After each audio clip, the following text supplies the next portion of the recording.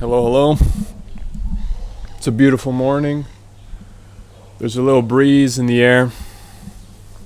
Today we're going to be discussing The Sailor Who Fell from Grace with the Sea by Yukio Mishima. This is translated by John Nathan. This is the first translation. This book was written in 1963. Translation came out in 1965. And Mishima, let's get going and talk about him for a bit. Mishima is a very well-known figure in Japanese post-war literature. He's probably the most known figure, I would say. However, he's also one of the most controversial. Mishima was born in 1925 and he died in 1970. His writing concerns, this is the only book I've read from him, but it seems to concern death, eroticism a bit, and idealism. That's what I get very much from here, but there's many books of his that I have yet to read. I knew quite a lot about Mishima before I embarked on this book.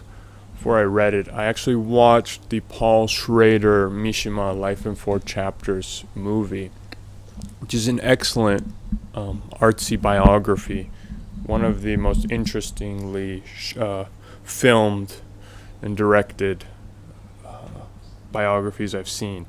So I highly recommend that.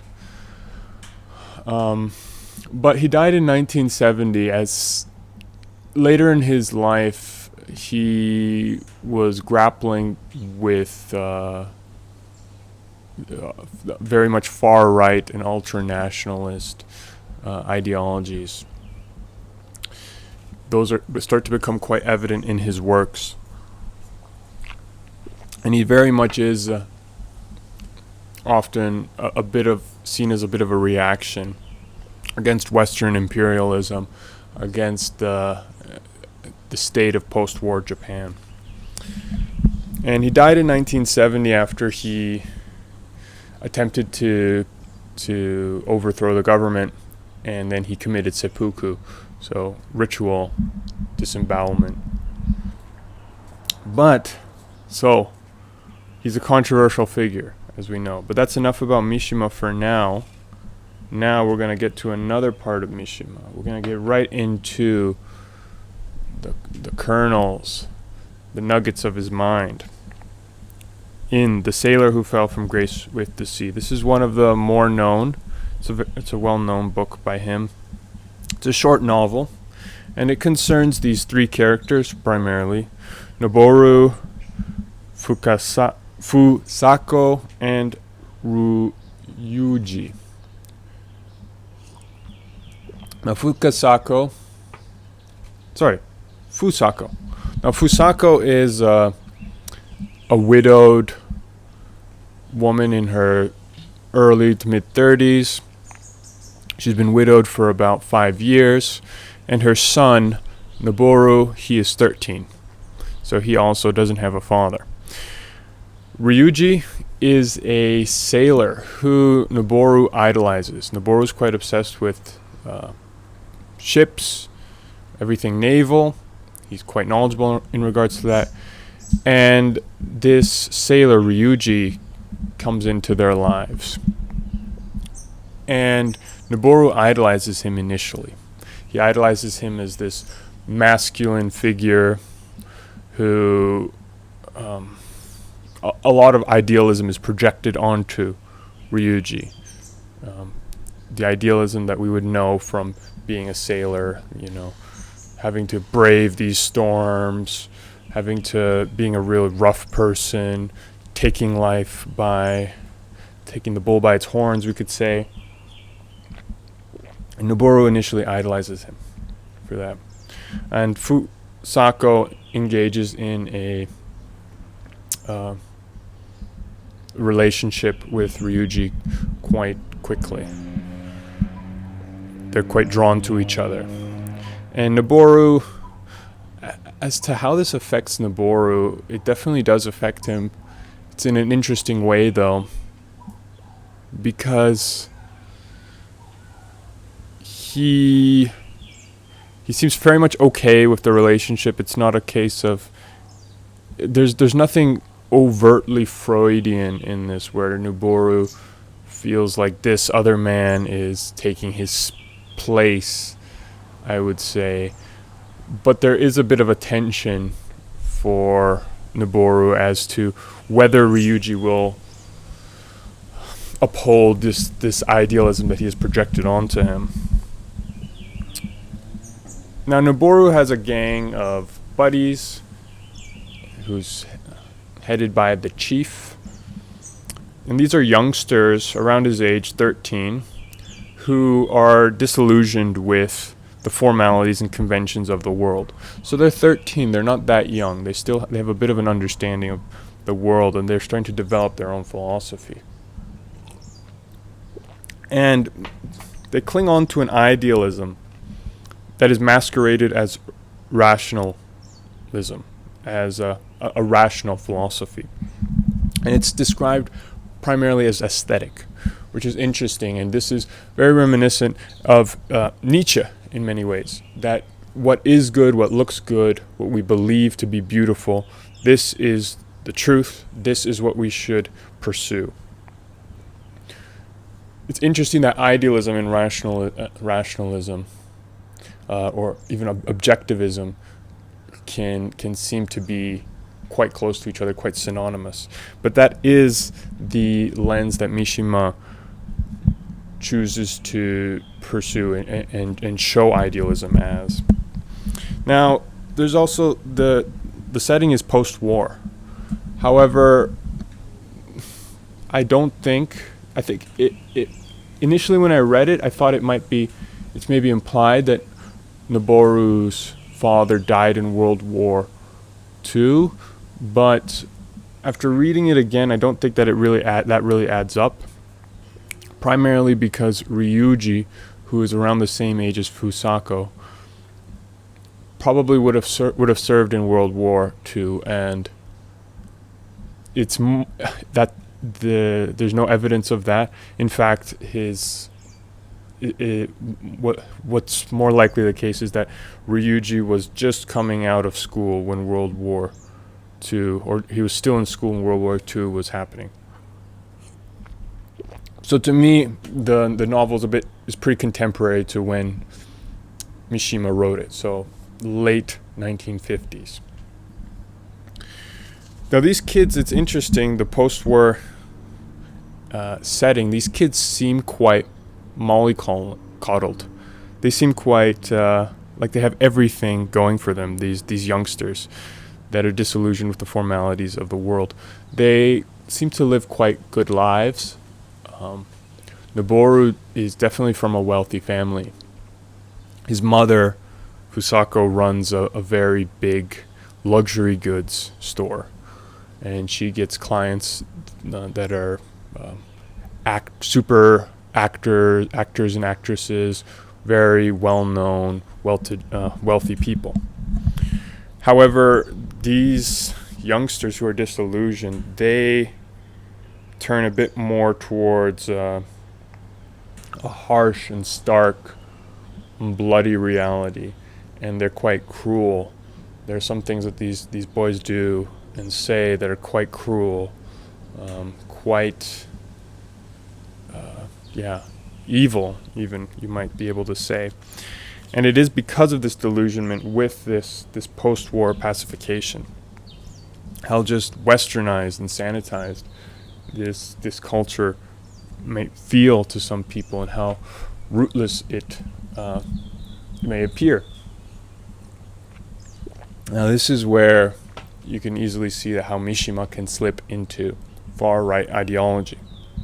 We're getting into slippery territory. However, I think that this is, as dangerous as his ideas might have been, he was definitely writing them in a time period where there would be questions about what are we to do with Japanese culture after what happened in World War II. And there definitely is space to maintain cultures and traditional values.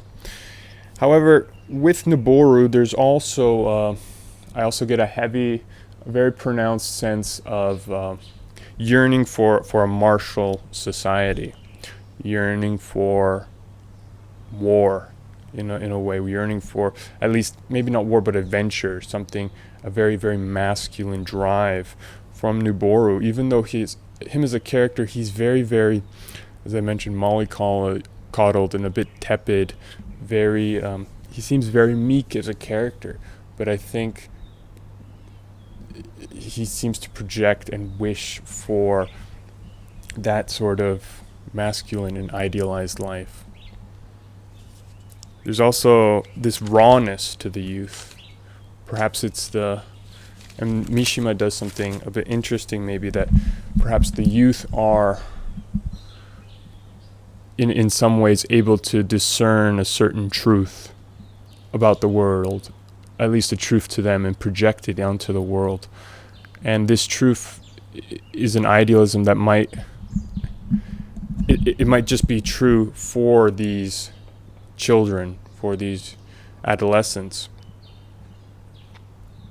but it can tell things about our society, even if it is, I've said that it's true for them, but it might be false for other people. It might be incompatible with society and how to live in a functioning way as a man.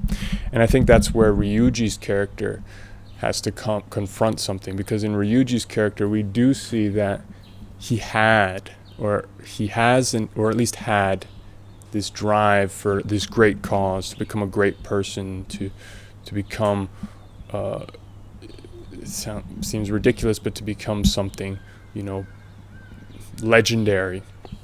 However, as the novel goes on, that drive, that cause, it starts to slip, and it starts to make way for his love for Fusako, and that starts to become something, a kind of tempering element, and that starts to become the primary focus of his life. I think he describes a sort of trinity at one part of the novel, in which death, heroism, and women are all kind of converge into one. They usually are all one. However, once he attains the woman that he loves, Fusako, those two, death and heroism, they start to fade. And they start to fade and give way just to that one ideal, which is Fusako, the woman. The question of fathers is quite important. How conceptions of fatherhood and what makes a good father can change throughout generations, because Ryuji himself had a father that had to sacrifice quite a lot for him, and that very much shaped his upbringing. Whereas Noboru has a very fadey recollection of his father. He died when he was 8.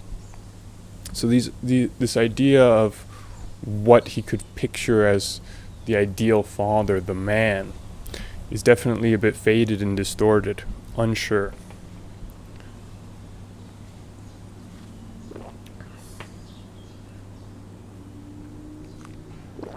There's also the dichotomy between the sea and the land.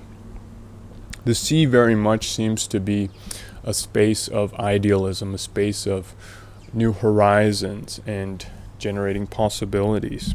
This seems to be the place in which we find ourselves, and in which we lose ourselves also in dreams, and that we're just so away from the land, so away from things that are quite tangible and graspable. The land is a bit more of a reminder of reality. There's a metaphor. There's the horn, which becomes a thread throughout the novel.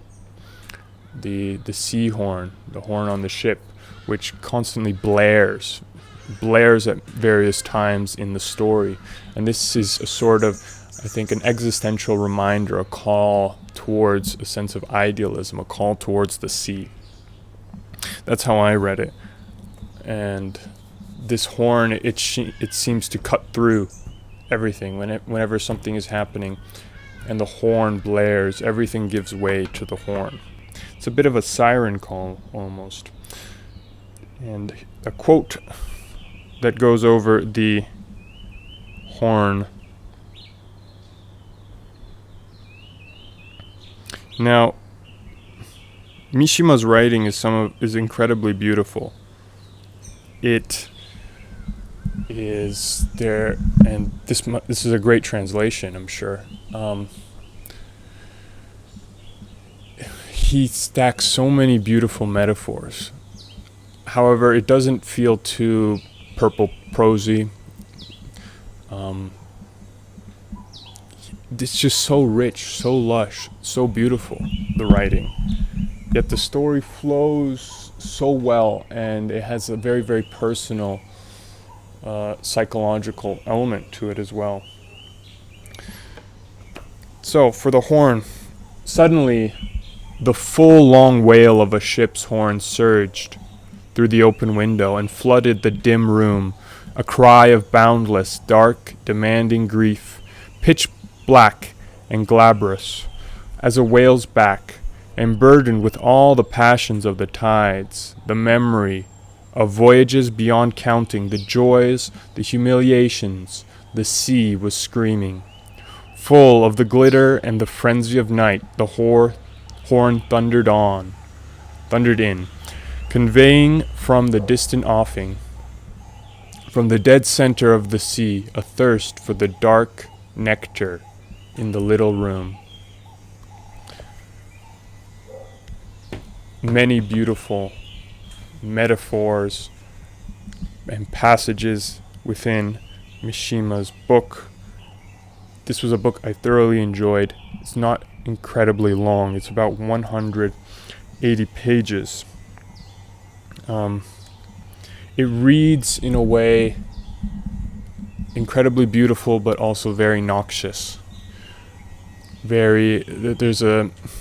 After reading it and finishing it, definitely towards the end, there's a venomous aspect to this book. As if you just ingested a poisonous but beautiful flower. It's very bitter in many ways, however incredibly beautiful.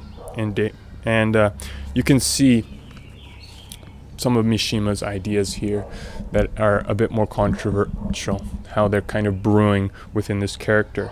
And even though, now to get into a bit of a spoilers, subtle spoilers, but there's an element of self-immolation, I think, in this book. An element of,